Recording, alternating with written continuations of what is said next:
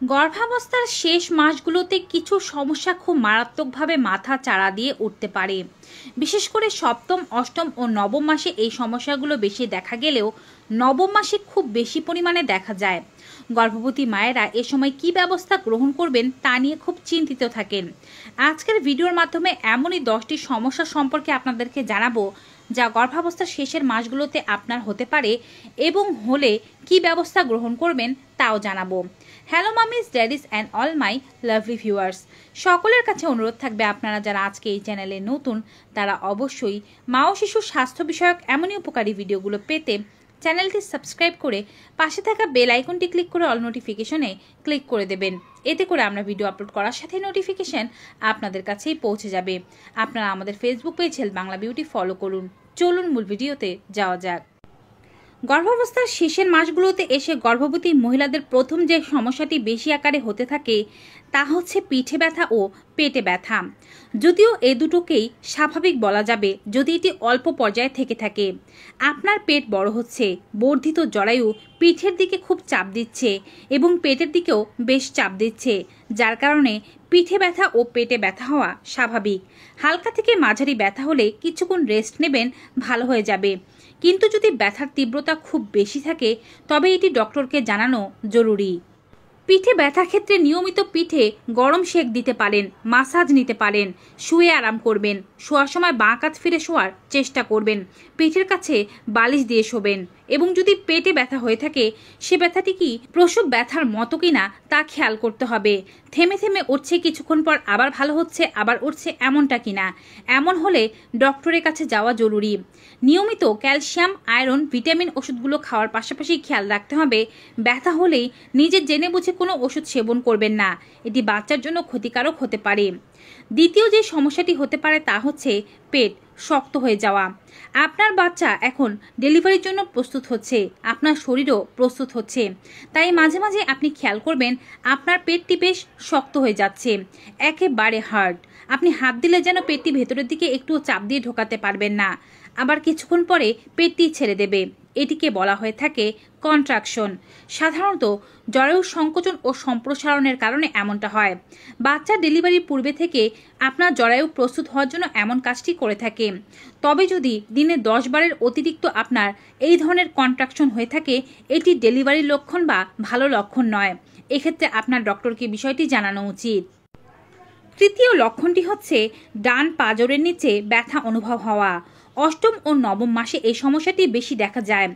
ডান পাঁজরের নিচের অংশে বেশ ব্যথা অনুভব হয়, শ্বাস নিতে কষ্ট হয়। এমনিতে হাঁটা চলা করলে তেমন একটা অনুভব না হলেও শুয়ে থাকলে বেশি পরিমাণে অনুভব হয়। আপনার বাচ্চাটি বড় হয়ে যাওয়ার কারণে সেটি এখন আপনার ফুসফুসের ডায়াফ্রামের ওপরে চাপ দিচ্ছে। আবার অনেকের ক্ষেত্রে ব্লাড প্রেশার বা প্রি অ্যাক্লাম্পসিয়ার লক্ষণ হিসেবেও ডান পাঁজরের নিচে ব্যথা অনুভব হয়ে থাকে। যদি আপনার এমনটা হয়ে থাকে সেটি যদি সহনীয় মাত্রায় থেকে থাকে তবে আপনি এটি 9 মাস পর্যন্ত সহ্য করতে পারেন বা সহ্য করতেই হবে। কিন্তু যদি এটি অসহনীয় মাত্রায় থেকে থাকে ডক্টরকে ব্যাপারটি জানাতে হবে। যখনই আপনি গর্ভাবস্থার শেষের মাসগুলোতে চলে আসবেন চতুর্থ সমস্যা হিসেবে আপনার সামনে দাঁড়িয়ে যাবে ঘুমের অসুবিধা এবং দুঃস্বপ্ন আসা। তখন আপনি ভালোভাবে ঘুমাতে পারবেন না। ডান কাত ফিরে ঘুমান, বাঁ কাত ফিরে ঘুমান, বসে চেয়ারে ঘুমাতে যান কিংবা চিত হয়ে ঘুমান, কোনোভাবেই আপনার ঘুম ভালোভাবে আসতে চাইবে না। আর মাঝে মাঝে আপনি খারাপ খারাপ স্বপ্ন দেখবেন। আপনার মৃত সন্তান জন্ম হয়েছে কিংবা আপনার সন্তানকে কোথাও ছেড়ে এসেছেন, বিকৃত সন্তান জন্ম হয়েছে, এগুলো স্বপ্ন আসতে পারে। ভয় পাবার কিন্তু কোনো কিছুই নেই। হরমোনাল পরিবর্তন এবং নানান ধরনের দুশ্চিন্তার কারণে আপনার এমন স্বপ্ন আসছে। প্রত্যেক গর্ভবতী মায়েরাই এমন স্বপ্ন দেখে থাকেন। ঘুমের ক্ষেত্রে বাঁ কাত ফিরে ঘুমাতে হবে, চিত হয়ে ঘুমানো যাবে না, উপর হয়ে ঘুমানো যাবে না। মাঝে মাঝে ডান কাত ফিরতে পারেন, সেটি খুব কম সময়ের জন্য। প্রয়োজনে আপনার যতগুলো বালিশ ব্যবহার করতে হয় ততগুলো বালিশ ব্যবহার করুন। পিঠের কাছে বালিশ দিয়ে রাখুন, 2 পায়ের ফাঁকে বালিশ দিয়ে রাখুন, পেটকে সাপোর্ট দেওয়ার জন্য বালিশ দিন। এতে করে আপনার ঘুম ভালো হবে। রাতে ভালোভাবে ঘুমাতে না পারলে দিনে বিশ্রাম নেবেন। তবে দিনে অতিরিক্ত পরিমাণে শুয়ে বসে থাকলে রাতে ভালো ঘুম হবে না, তাই দিনে একটু অ্যাক্টিভ থাকার চেষ্টা করুন। সন্ধ্যা 7টার পরে চা ও কফি পান পরিহার করুন। যখনই আপনি সপ্তম মাসে প্রবেশ করবেন দেখবেন বাচ্চার নড়াচড়া বেশ তীব্র হয়ে গিয়েছে। আপনার বাচ্চার নড়াচড়া 10 বার গুনতে কোনো অসুবিধাই অনুভব হচ্ছে না। কিন্তু যখন আপনি গর্ভাবস্থার আরও পরের মাসগুলোতে প্রবেশ করবেন, অষ্টম মাসের শেষের দিকে ও নবম মাসে প্রবেশ করবেন, তখন বাচ্চার নড়াচড়া ধীরে ধীরে কমে যাবে। আপনি দুশ্চিন্তাগ্রস্ত হতে থাকবেন যে কেন বাচ্চা নড়ছে না। পেটের জায়গা কম থাকার কারণে বাচ্চা এখন আগের মতো আর নড়তে পারবে না। বাচ্চা বড় হওয়ার সাথে সাথে জলের পরিমাণও কমতে শুরু করে। বাচ্চা 10 বার দিনে নড়ছে কিনা তা কিন্তু আপনাকে ডেলিভারির দিনও গুনতে হবে, অর্থাৎ গর্ভাবস্থার শেষ দিন পর্যন্ত বাচ্চার নড়াচড়া গুনে যেতে হবে। বাচ্চা যদি 10 বারের কম নড়ে বা ক্রমাগতভাবে তার নড়াচড়া কমতে থাকে, ডক্টরকে বিষয়টি জানাতে হবে। পেটের ভেতরে অক্সিজেন কম থাকার কারণে বা বাচ্চার কোনো সমস্যা হলে বাচ্চা নড়াচড়া কমিয়ে দেয়। বাচ্চার নড়াচড়া বোঝার জন্য হাঁটাচলা অবস্থায় নড়াচড়া না গুনে শুয়ে থেকে নড়াচড়া গোনার চেষ্টা করুন। প্রয়োজনে জল পান করুন, মিষ্টি খাবার খান, এতে বাচ্চা নড়াচড়া শুরু করবে। এতেও না নড়লে ডক্টরকে ব্যাপারটি জানান। ষষ্ঠ সমস্যা হচ্ছে পায়ে, মুখে, শরীরের বিভিন্ন অঙ্গে জল নামা। অ্যাক্লামশিয়ার কারণে বা উচ্চ রক্তচাপের কারণে এমন সমস্যা দেখা দিতে পারে।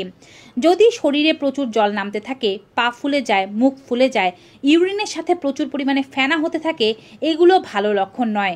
ডক্টরকে সঙ্গে সঙ্গে ব্যাপারটি জানাতে হবে। প্রস্রাবের সাথে প্রোটিন যাওয়া এবং উচ্চ রক্তচাপ বেড়ে যাওয়ার কারণে এমনটা হতে পারে। তবে যদি স্বল্প সাময়িক সমস্যা হয়, যখন ডক্টরের কাছে চেক আপে যাবেন তখনই যাবেন, প্রয়োজনীয় মেডিসিনগুলো গ্রহণ করবেন। জল কম শরীরে আসার জন্য কাঁচা লবণ, প্রসেস ফুড এগুলো পরিহার করুন। ঘুমানোর সময় পায়ের নিচে 2 থেকে 3টি বালিশ দিয়ে পা উঁচু করে ঘুমান, এতে পায়ের জল নেমে আসবে অনেকটাই। সপ্তম সমস্যা হচ্ছে প্রচুর পরিমাণে সাদা স্রাব ভাঙা এবং এর সাথে প্রচুর পরিমাণে প্রস্রাব হওয়া। মূত্রথলিতে বাড়তি চাপের কারণে এখন আপনার খুব বেশি পরিমাণে প্রস্রাব হবে। প্রস্রাব কমানোর জন্য আপনি অবশ্যই রাতের বেলা কম জল পান করবেন, এতে ঘুমের ডিস্টার্ব কম হবে। তবে দিনের বেলা অবশ্যই আপনাকে পরিপূর্ণ জল খেয়ে নিতে হবে। 8 থেকে 12 গ্লাসের কম জল পান করা যাবে না। অনেকেই প্রস্রাবের পরিমাণ কমানোর জন্য কম জল পান করে থাকেন, যেটি খুবই ভুল একটি কাজ।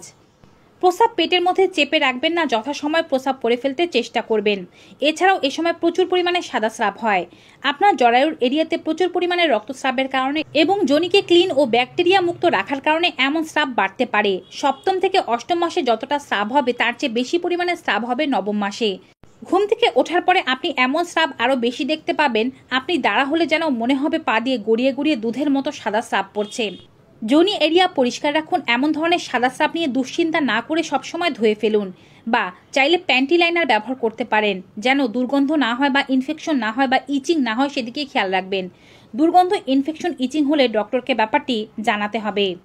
অষ্টম সমস্যা হচ্ছে এই সময় অনেকেরই মলের রং কালো কিংবা সবুজ হয়ে যায়। পুরো গর্ভাবস্থা জুড়েই আপনি এটি দেখতে পারেন। সাধারণত মলের রং কালো বা সবুজ হয়ে যায় আয়রন ও ক্যালসিয়ামের ট্যাবলেট গ্রহণের কারণে।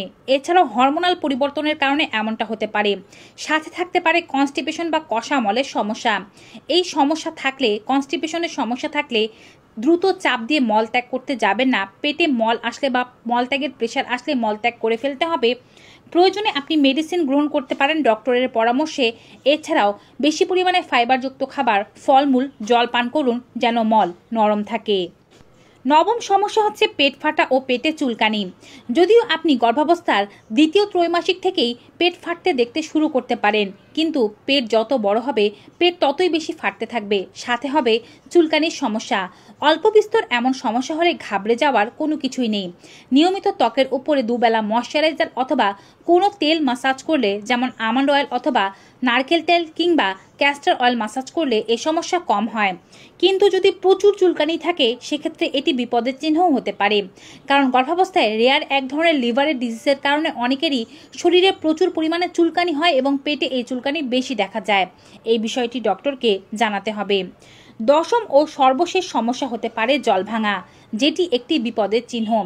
নবম মাসের যে কোনো সময় জল ভাঙতে পারে, এই নিয়ে চিন্তা করার কোনো কিছুই নেই। বাচ্চা ডেলিভারির সময় জল ভেঙে গিয়ে বাচ্চা হতে পারে, কিন্তু যদি অষ্টম বা সপ্তম মাসে জল ভাঙে ব্যাপারটি একটু রিস্কি।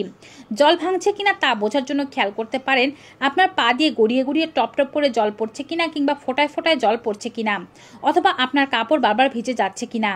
ইউরিনের সাথে এর পার্থক্য আছে, কারণ এর কোনো দুর্গন্ধ থাকে না এবং এর কোনো স্পট বা কোনো রং ধারণ হয় না। কাপড়ে লাগলে কাপড় ভিজে শুকিয়ে যাবে, কিন্তু কোনো রং হবে না। এমন জল ভাঙতে শুরু করলে বুঝবেন আপনার ওয়াটার ব্রেকিং হচ্ছে। সেক্ষেত্রে অবশ্যই দ্রুত ডক্টরের কাছে যাওয়া জরুরি। গর্ভাবস্থার শেষ 3 মাসের মায়েরা অবশ্যই এই বিষয়গুলো সম্পর্কে সচেতন থাকবেন, প্রয়োজনীয় ব্যবস্থা গ্রহণ করবেন। ভিউয়ার্স, আজকের এই ভিডিওটি কেমন লেগেছে কমেন্ট বক্সে অবশ্যই জানাবেন। ভালো ও উপকারী মনে হয় থাকলে অবশ্যই বেশি বেশি মাত্রায় like, comment, share and subscribe. দেখা হবে আবার নতুন একটি ভিডিওতে নতুন কিছু উপকারী তথ্য নিয়ে। Till then, good bye and